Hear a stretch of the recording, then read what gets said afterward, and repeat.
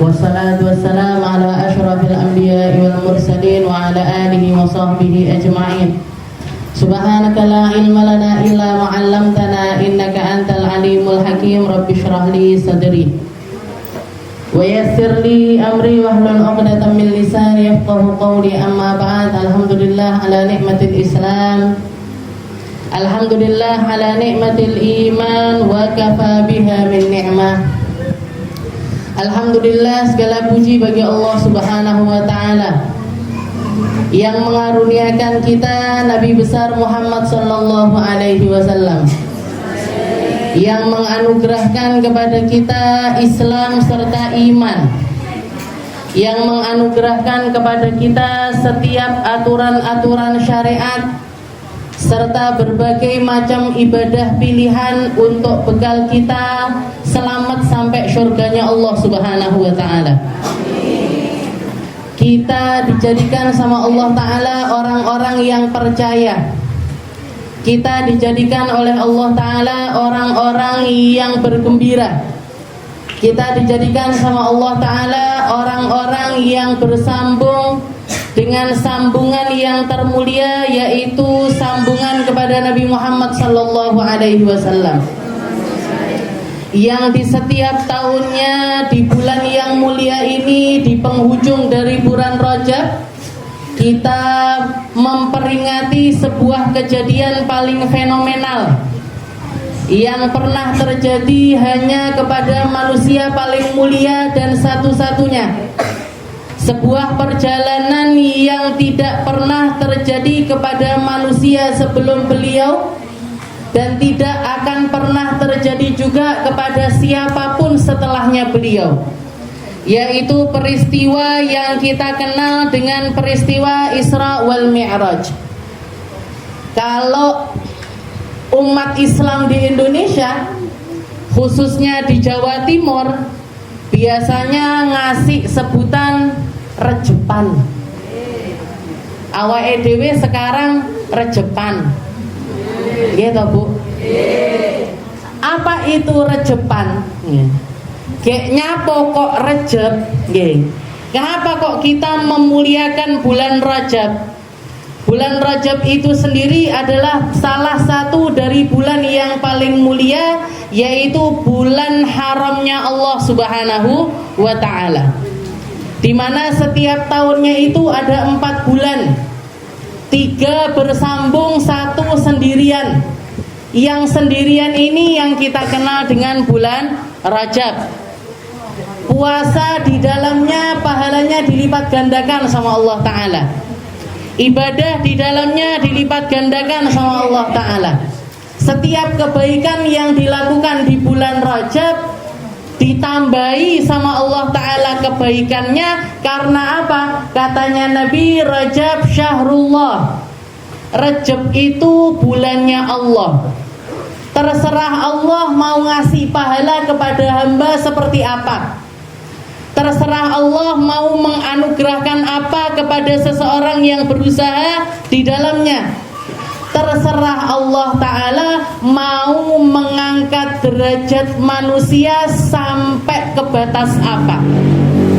Oleh karena itu Nabi Muhammad sallallahu alaihi wasallam di Isra Mi'rajkan di bulan Rajab, karena Allah ta'ala ingin memperlihatkan kepada manusia, ingin memperlihatkan kepada semua makhluknya, ingin memperlihatkan kepada siapa saja bahwasanya ketika Allah ta'ala ingin mengangkat seseorang, Allah ta'ala mampu mengangkatnya sampai puncak, ke tempat yang tidak pernah bisa dicapai oleh siapapun juga, ke satu tempat yang bahkan malaikat Jibril sebagai pendampingnya Nabi, yang bertugas bahkan bertahun-tahun sebelum hadirnya Nabi, yang memberikan wahyu kepada setiap nabi-nabi ataupun juga rasul-rasul sebelum Rasulullah sallallahu alaihi wasallam, ketika sampai di satu titik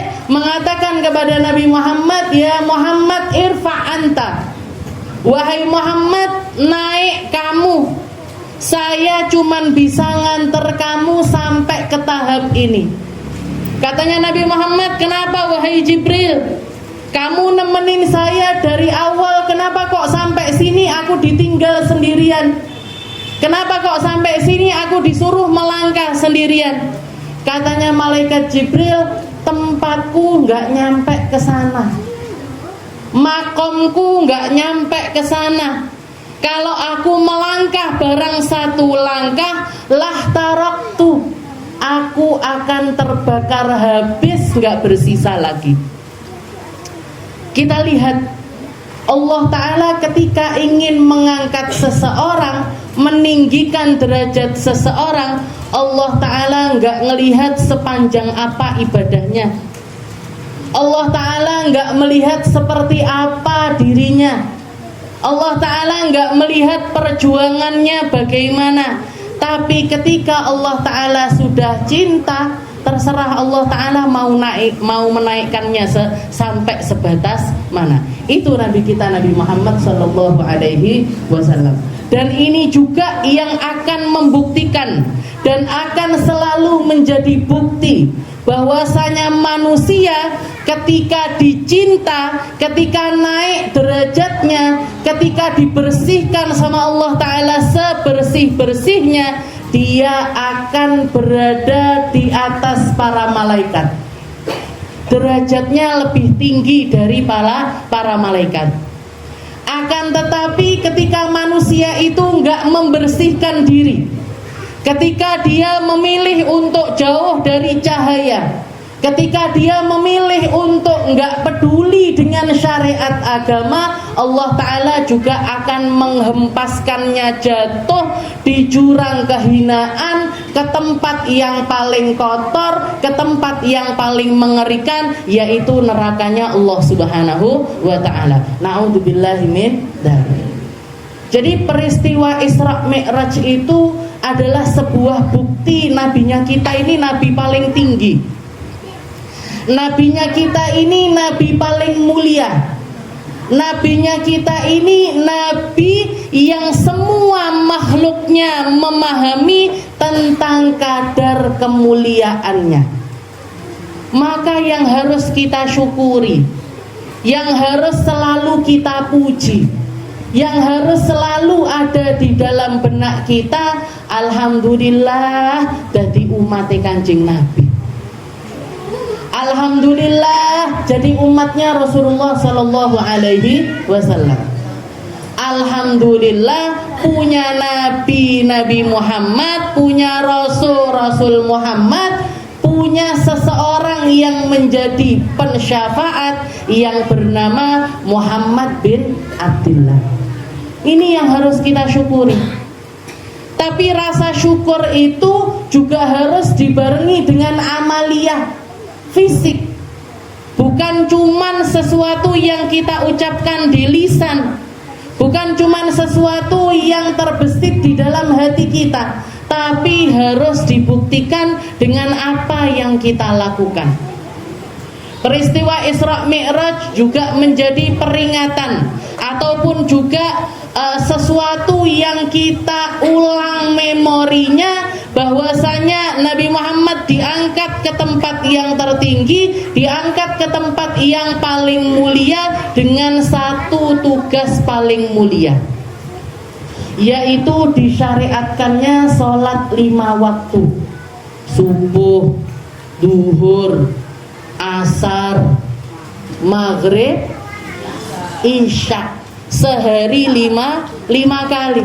Itu menjadi beban tugas Nabi Muhammad Sallallahu Alaihi Wasallam beserta umatnya. Itu menjadi sesuatu anugerah paling mulia yang Allah Ta'ala berikan kepada Nabi Muhammad beserta umatnya. Makanya para ulama semuanya sepakat ibadah sholat itu adalah ibadah paling mulia. Dan ketika seseorang itu mau menjadi hamba yang sebenar-benarnya, enggak mungkin enggak bisa tidak kecuali lewat jalur sholat. Kecuali sholat harus menjadi prioritas utama dari hamba tersebut. Allah Subhanahu wa Ta'ala mengatakan di dalam Al-Quran, Subhanalladzi asra bi'abdihi laylan minal masjidil harami ilal masjidil aqsal ladzi barakna haulahu linuriyahu min ayatina. Di dalam surat Al-Isra, di pembukaan dari ayat tersebut, pembukaan dari surat tersebut, Allah Ta'ala menjelaskan dengan jelas sekali. Allah Ta'ala menjelaskan dengan sesuatu yang paling terang benderang. Katanya Allah Ta'ala, Maha Suci Allah yang memperjalankan hambanya di malam hari. Allah Ta'ala buka kalimatnya pakai kalimat tasbih, pakai kalimat pujian yang disertai dengan pembersihan diri. Maha Suci Allah. Di dalam kalimat tasbih, di dalam kalimat subhanallah, ada pujian kita bagi Allah Ta'ala.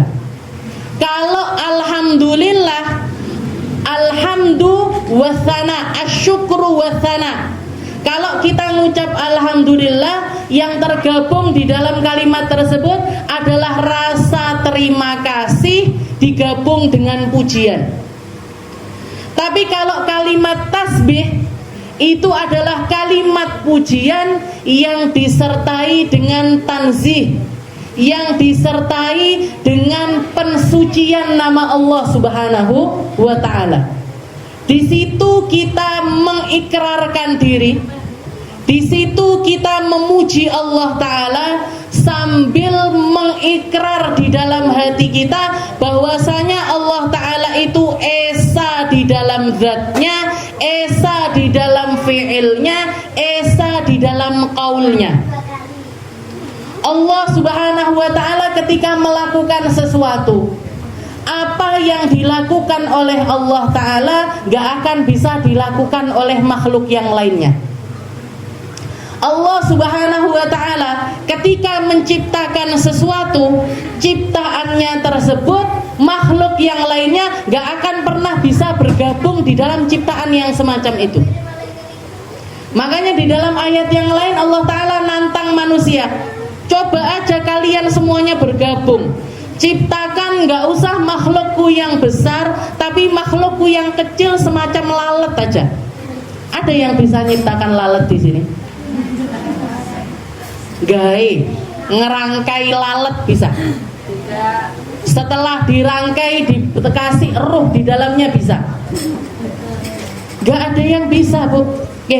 Gak ada yang bisa nyiptakan, gak akan ada manusia, gak akan ada makhluk bahkan yang bisa menyamai ciptaannya Allah Subhanahu wa Ta'ala. Dan Allah Subhanahu wa Ta'ala esa di dalam qaulnya. Firmannya Allah Ta'ala, Al-Quran itu gak akan pernah bisa disetarakan dengan kalam manapun. Al-Quran gak akan pernah bisa disandingkan dengan kalimat-kalimat manapun. Al-Quran akan menjadi sebuah firmannya Allah Ta'ala yang esa, yang gak akan ada yang bisa menyamai kalam tersebut. Juga di situ ada at-tasbih at-tanzih fi dzatillah. Begitu juga dengan zatnya Allah Ta'ala. Allah Ta'ala itu beda sama makhluk. Kita ketika istilahnya kita mengimani Allah Subhanahu wa Ta'ala, maka apapun yang tersemat di makhluk gak boleh kita sematkan kepada Allah Ta'ala. Apapun yang ada di makhluk gak bisa kita samakan dengan Allah Ta'ala. Allah Ta'ala maha mendengar, kita mendengar, manusia mendengar. Jangan semuanya kan bisa ngerungok nih, gitu. Tapi pendengarannya kita ada batasannya. Azan yang ada di masjid Al-Ikhlas krungu. Azan yang ada di Istiqlal krungu napa mboten jenengan? Yang ada di Masjid Al-Akbar Surabaya krungu napa mboten? Nggak kedengeran, Bu. Kenapa? Karena telinganya kita ini terbatas. Kalau Allah Ta'ala maha mendengar, pendengarannya Allah Ta'ala tanpa batas. Manusia ketika mau mendengar, maka dia butuh berbagai macam organ yang membantu dia untuk mendengar. Harus ada gendang telinga. Orang punya telinga tapi nggak punya gendang telinga, nggak bisa dengar. Orang punya telinga tapi ada masalah di gendang telinganya, nggak bisa dengar. Jadi manusia ini ketika mendengar itu butuh banyak hal, pendengarannya terbatas, pendengarannya ini ada masanya, ada waktunya, butuh ruangan, dan ada di frekuensi yang tertentu. Kalau suara yang kecil sekali kita nggak akan dengar.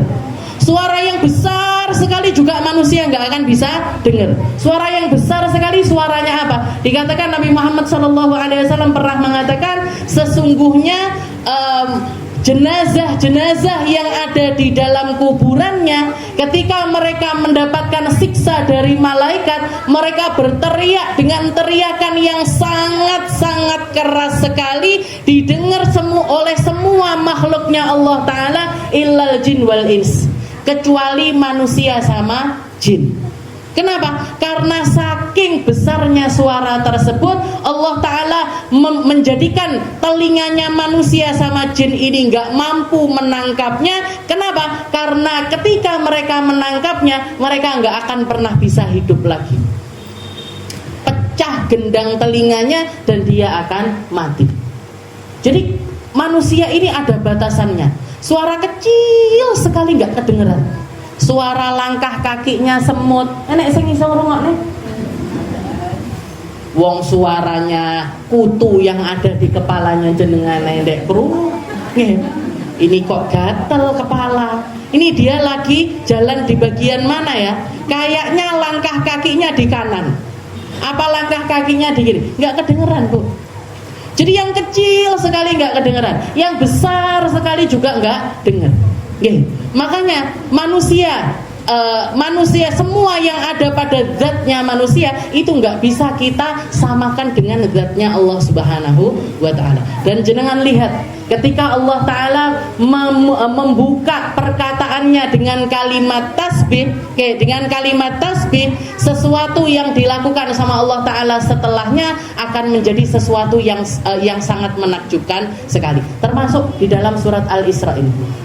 Makanya dikatakan Allah Ta'ala subhanalladzi asra bi'abdihi lailan. Katanya Allah Ta'ala maha suci Allah yang memperjalankan hambanya. Ketika kita tahu yang memperjalankan itu adalah Allah Subhanahu wa Ta'ala, yang bikin, yang ngasih tiket Allah, yang menyediakan kendaraan Allah, yang ngasih fasilitas Allah, yang mau mampirkan Nabi ke sini itu juga Allah, mau memperlihatkan ini dan ini itu juga Allah Subhanahu wa Ta'ala. Maka di situ kita nggak bisa pakai logika kita sebagai manusia, karena yang memperjalankan Allah Ta'ala. Allah Ta'ala memperjalankan Nabi dari Masjidil Haram ke Masjidil Aqsa, dari Masjidil Aqsa sampai Sidratul Muntaha hanya dalam kurun waktu yang pendek sekali. Lailan itu apa? Juz'un minal lail, sebagian dari malam, sedikit dari malam. Makanya sampai diceritakan Nabi Muhammad itu berangkat, kasur yang dipakai ngeletak ini masih anget, Nabi Muhammad sudah balik lagi. Tapi ketika kita mempercayai itu bukan dengan logika kita, tapi pakai iman kita. Kenapa? Karena yang ngelakokne Gusti Allah, bukan Nabi Muhammad jalan sendiri, bukan Nabi Muhammad jalan pakai kakinya sendiri, enggak. Bukan Nabi Muhammad melihat dengan matanya sendiri, enggak. Bukan Nabi Muhammad mendengar dan mencium sesuatu yang beliau inginkan, enggak. Kayak biasanya normalnya Nabi Muhammad sebagai manusia. Kalau di dalam hari-harinya Nabi Muhammad mengatakan innama ana basyarun, saya ini manusia. Akul kama yakulul abd, saya sering makan sebagaimana manusia makan. Saya sering duduk sebagaimana manusia duduk. Kalau saya ngelihat pakaian saya berlubang, ya saya jahit sendiri. Kenapa? Di situ Rasulullah memposisikan diri sebagai manusia pada umumnya manusia.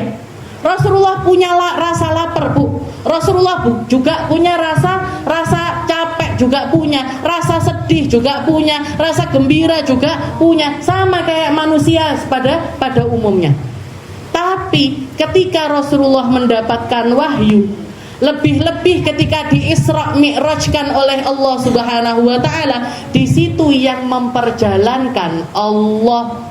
Makanya dikatakan peristiwa Isra Mi'raj ini juga menjadi neracanya manusia, menjadi timbangane manusia, menjadi sebuah cara kita untuk melihat kepada iman kita masing-masing.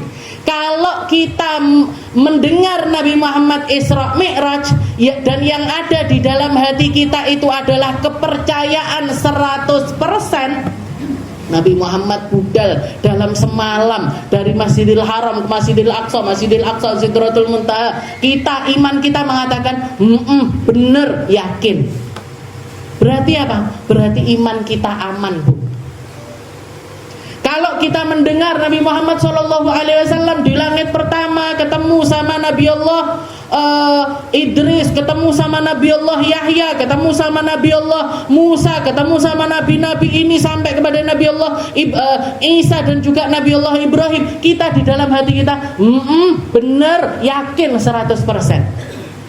Nabi Muhammad SAW bahkan sama Nabi Allah Ibrahim diwasiati malaikat Nabi Allah Ibrahim kirim salam sama manusia. Di langit yang ketujuh, Nabi Allah Ibrahim sempat kirim salam sama Rasulullah SAW. Ya Muhammad, baligh li ummatika minni assalam. Katanya Nabi Ibrahim, wahai Muhammad, sampaikan kepada umatmu dapat salam dari saya. Kita semuanya dapat salam dari Nabi Ibrahim, Bu. Enggak salam balik. Niku sing salam balik. Piringnya salam balik. Nggih. Kita kan pengennya juga kirim salam balik. Nggih. Mengucapkan kepada Nabi Allah Ibrahim terima kasih sudah dikasih salam. Apa pesannya Nabi Ibrahim waktu itu? Katanya Nabi Ibrahim, ya Muhammad, innal jannata tayyibatat turbah. Wahai Muhammad, kabarkan kepada umatmu, surga itu tempat yang luar biasa nikmat, yang tanahnya sangat-sangat nikmat, tempat yang sangat nyaman untuk ditinggali. Wa anna gharasuha la haula wala quwata illa subhanallah walhamdulillah wala ilaha illallah wallahu akbar. Katanya Nabi Ibrahim, dan mereka umatmu kalau mau masuk surga, dan surga tempat tinggalnya dia banyak tanaman-tanamannya, ketahuilah wahai Muhammad, tanamannya surga itu nggak bisa ditanam di surga, nanamnya di dunia. Nanamnya di dunia ketika mereka setiap kali mengucapkan subhanallah walhamdulillah wala ilaha illallah wallahu akbar, itu akan menjadi tanaman surga mereka. Jadi banyak hal yang dilihat sama Nabi, banyak hal yang diperhatikan sama Rasulullah Sallallahu Alaihi Wasallam. Ketika kita mempercayainya, ketika kita beriman dengan hal itu, bukan pakai logika kita, tapi dengan kepercayaannya kita, berarti imannya kita aman. Insya Allah benar, insya Allah lurus, insya Allah masih ceket imannya di dalam hati. Tapi kalau sampai mendengarkan kisah Isra Mi'raj, habis itu yang terbesit di dalam pikiran, terbesit di dalam hati, mosok tenan? Apa yo iya? Masa bisa seperti itu? Hati-hati, Bu. Hati-hati. Ada yang bermasalah dengan iman kita. Ada yang bermasalah dengan kepercayaannya kita. Ada yang berbahaya di dalam akidahnya kita. Dan ini banyak menjangkiti orang-orang zaman sekarang ini. Jadi dijak rejepan nih, alah paling ceritane ngono. Wes tahu, sudah pernah dengar bolak-balik ngerungokne dan lain sebagainya.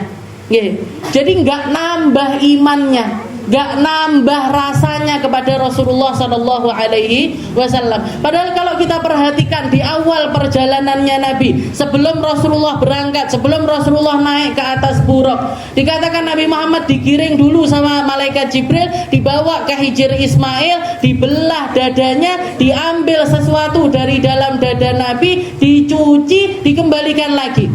Perkataannya malaikat Jibril kepada Nabi Muhammad waktu itu, beliau mengatakan, ya Muhammad, hadza hadduka minasyaitan. Wahai Muhammad, ini jatah setan yang ada di dalam dirimu.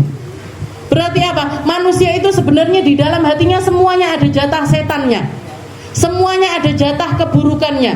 Semuanya ada jatah kelalaiannya yang datang dari godaannya setan. Punyanya Nabi dicuci, punyanya Nabi dibersihkan, punyanya Nabi dibikin sama Allah Ta'ala bercahaya, dikembalikan. Setelah itu baru beliau melakukan Isra Mi'raj. Dari sini kita belajar, iman itu hanya bertempat di dalam hati yang bersih.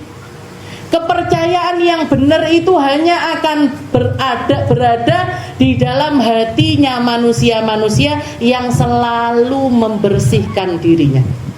Makanya di dalam kitab Zubat, di awal pelajaran fikih, nadhom paling panjang dari Zubat itu, di awal perkara, sang pengarang itu ngasih wasiat kepada orang-orang yang belajar, kepada orang-orang yang belajar syariat, kepada orang-orang yang belajar ilmu agama. Katanya beliau, wa kun minal imani fi mazidin wa fi safa'il qalbi dzata tajdidin.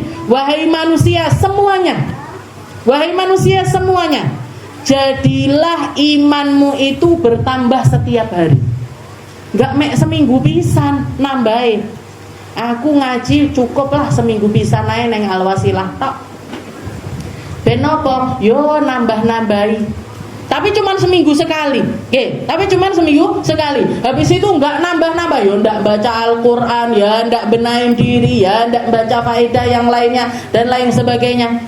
Katanya Sahibuz Zubat, beliau mengatakan, wa kun minal imani fi mazidin wa fi safa'il qalbi dzata tajdidin. Hatimu itu bersihkan selalu.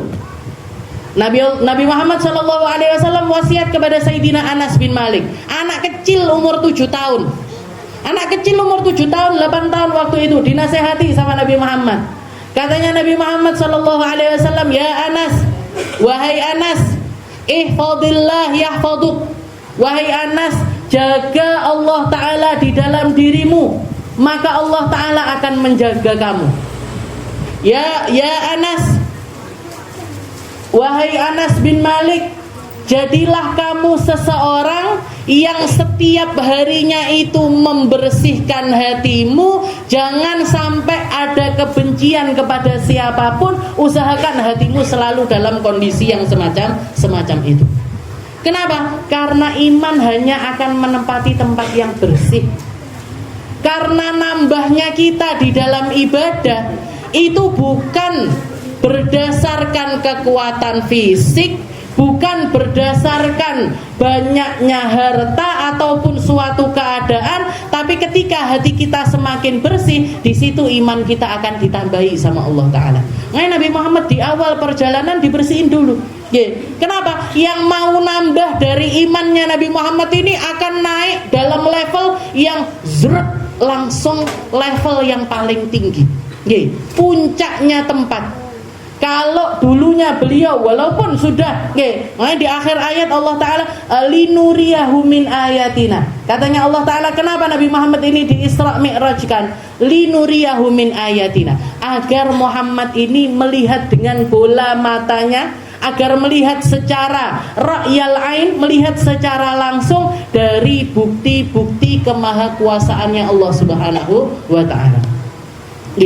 Jadi dibikin sama Allah Ta'ala. Kalau dulunya perkara-perkara surga itu dikisahkan sama malaikat Jibril, dibukakan pandangannya sama malaikat Jibril, diperlihatkan dengan cara yang ada wasilahnya, ada perantaranya. Di malam Isra Mi'raj itu ngelihat secara langsung. Muhammad, kamu itu akidahmu ataupun juga syariatmu, iman yang kamu ada sekarang ini itu nyambung sama nabi-nabi yang terdahulu, dipertemukan sama Allah Ta'ala sama semua nabi-nabinya. Di Palestina, di Masjidil Aqsa, Nabi Muhammad jadi imam al-mursalin dari semua rasul-rasul yang pernah diutus sama Allah Ta'ala. Diketemukan, ini Nabi Adam, ini Nabi Nuh, ini Nabi Idris, ini Nabi Yahya, ini Nabi Musa, ini Nabi Isa. Makanya katanya Nabi Muhammad, aku ketika melihat Nabi Allah Ibrahim, aku melihat ternyata fisikku itu mirip sekali sama Nabi Allah Ibrahim. Saya adalah orang yang paling mirip dengan Nabi Allah Ibrahim. Jadi dipertemukan, kamu diketemukan sama nabi-nabi, diketemukan sama rasul-rasul, diperlihatkan surga, diperlihatkan neraka, diperlihatkan orang-orang yang mulia, diperlihatkan orang-orang yang dihinakan sama Allah Ta'ala, diperlihatkan hakikat dari setiap kejadian, yang baik diperlihatkan baiknya, yang buruk diperlihatkan buruknya.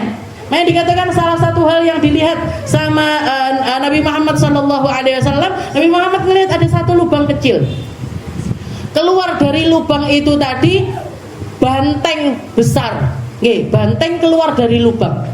Setelah keluar, mau balik masuk ke lubang itu tadi nggak bisa.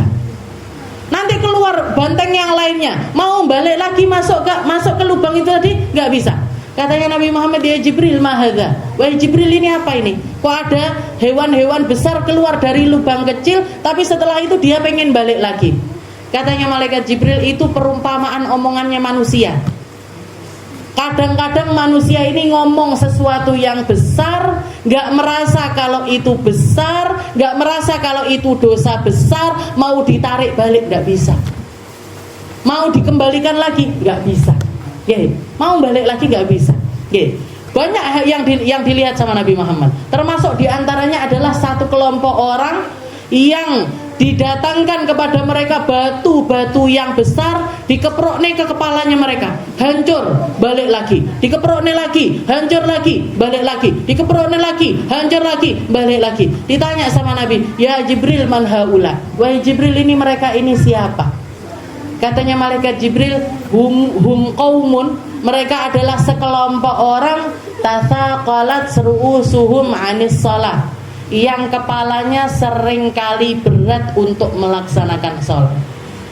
Sholat yang nanti akan menjadi syariat untukmu wahai Muhammad, bagi siapapun yang berat untuk melaksanakannya, mereka akan diazab sama Allah Ta'ala dengan cara yang semacam itu.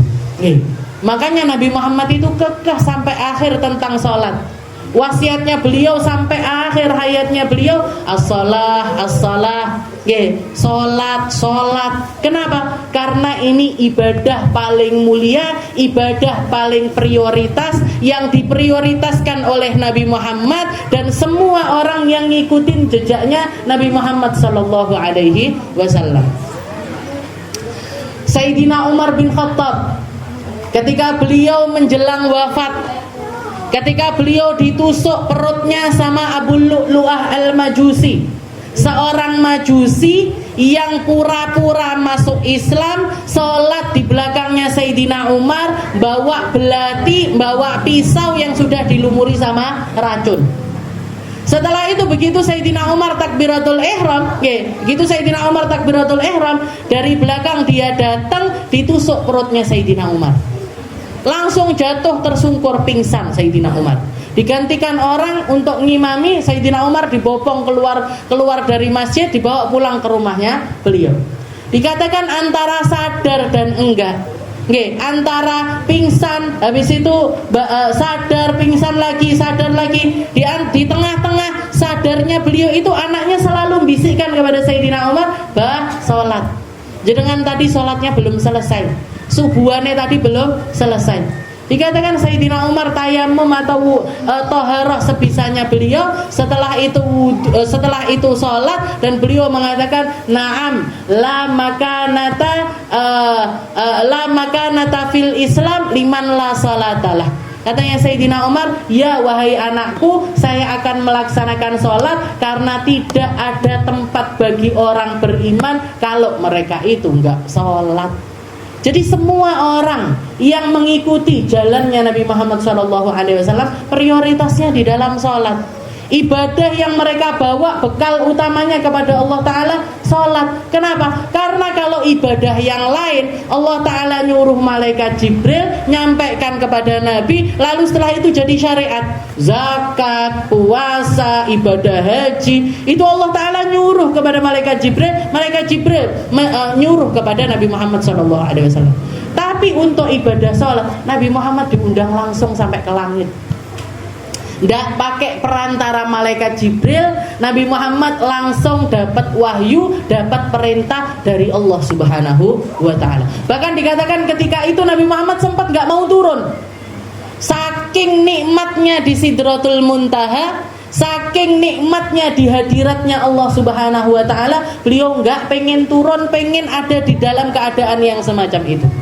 Maka Allah Ta'ala mengatakan, wahai Muhammad, rasa yang semacam ini akan selalu aku hadirkan setiap kali kamu melaksanakan salat. Makanya Nabi Muhammad kalau sumpek-sumpek manggil Sayyidina Bilal, setelah itu mengatakan, arihni biha ya Bilal, arihni biha ya Bilal. Wahai Bilal, hibur aku, hibur aku. Nggih, hiburannya Nabi Muhammad gak dolan.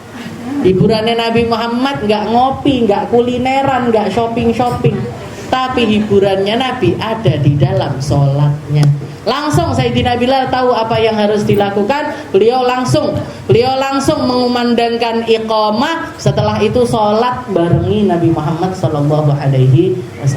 Maka kita dengan rejepannya kita, dengan kumpulnya kita untuk memperingati salah satu kejadian paling mulia ini, kejadian Isra Mi'rajnya Nabi, sekaligus dengan disyariatkannya sholat ini, kita berharap sama Allah Ta'ala memperbaiki sholat kita.